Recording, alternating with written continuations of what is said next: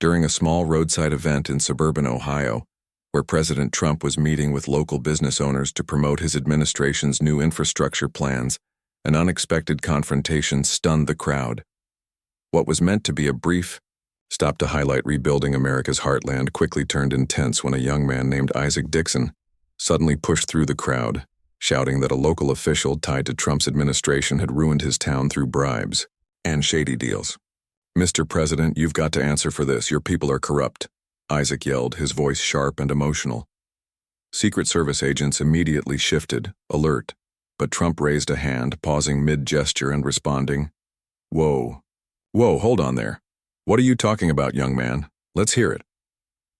Isaac pointed directly at the president, accusing Councilman Everett Langston of taking bribes to push through rigged construction contracts, which had left his community with crumbling roads, underfunded schools, and rising taxes. The crowd murmured in shock, some stepping back, others leaning in as tension rose.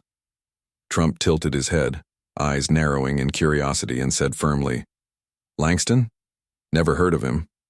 His tone both skeptical and inviting, setting the stage for a fiery exchange no one saw coming.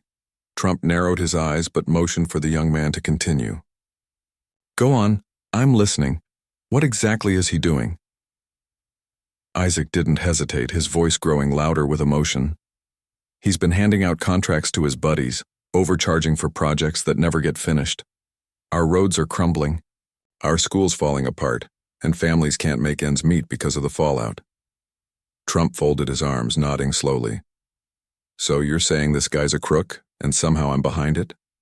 That's a serious claim, Isaac. Got any proof?" Isaac quickly reached into his pocket and pulled out a folded paper. "Right here. These are invoices showing Langston's company got paid double for incomplete jobs. He even bragged at a town hall that he had friends in high places, meaning you." Trump stepped forward, his voice steady and firm. "Let me tell you something, Isaac. I don't know this Langston guy. Never heard of him. But I don't tolerate corruption. Never. Have never will.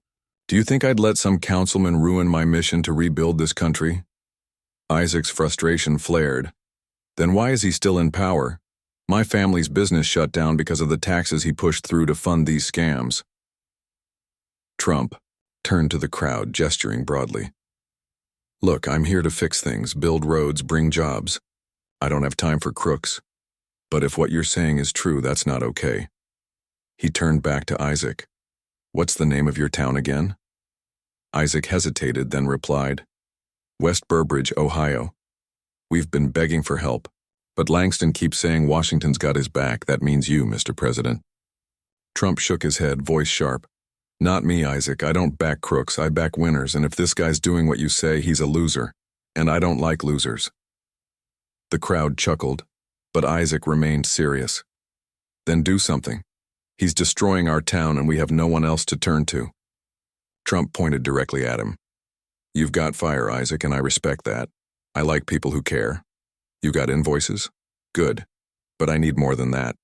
What else do you have? Show me everything." Isaac took a deep breath, ready to keep fighting. Isaac took a breath, his voice steady but filled with urgency. "Langston's been meeting with developers in secret. I overheard him at a diner bragging that he'd, quote, greased the wheels for a new shopping center. Days later, our local park was torn down and the repair funds vanished." Trump nodded, his expression growing serious. "That's bad business, Isaac. And trust me, I know business. I'm the best at it. What you're describing? That's not how I work. I build things up, not tear them down." Isaac crossed his arms, eyes locked with Trump's. "Then why is he still in office? If you're so against corruption, why hasn't your administration done anything? We've been raising alarms for months."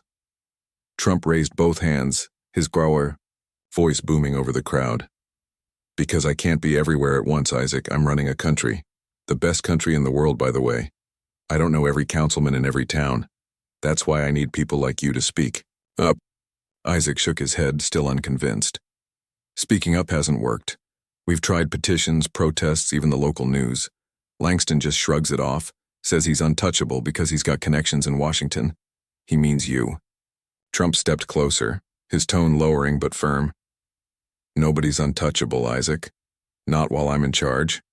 I've taken down bigger fish than some crooked councilman. Remember when I took office? I cleaned up a tremendous mess. Nobody thought I could, but I did. Isaac's tone softened slightly, though his frustration remained. Then prove it, Mr. President. My town is suffering. We need action, not speeches. Trump nodded and pointed to a man nearby. You see that guy? That's Carter Hensley, one of my best people. Carter, come here. A tall man in a dark suit stepped forward and nodded. Yes, Mr. President. Trump gestured toward Isaac and said, Get everything this young man's got, every document, every name. We're going to look into this today. This young man says we've got a problem in Westbridge, Ohio. Some councilman named Langston. Taking bribes and wrecking the place, Trump said, turning to his aide. Carter, I want you on it. Get me the facts. Carter nodded, pulling out a notepad. Understood, sir. I'll get started right away. Trump looked back at Isaac, his voice more reassuring now. You hear that? We're on it. If what you're saying is true, Langston's finished. I don't play with corruption. Never have. Isaac's voice dropped, more cautious now. And what if it doesn't check out? What if he walks away? Clean? Trump shook his head firmly. He won't. I don't let anyone mess with my America. You've got my word. The best word, by the way. People love my word. Isaac nodded slowly, still skeptical, but visibly calmer. All right, I'll hold you to that, Mr. President. Trump clapped his hands and turned to the crowd. You, see that, folks? That's what I'm here for. Listening, fixing problems. We're making America great, one town at a time. The crowd erupted into cheers and applause as Isaac stepped back, still holding the invoices, watching Trump wave and head toward his motorcade. Secret Service agents surrounded the president as he climbed in, and the vehicles rolled away, leaving Westbridge buzzing with what had just unfolded.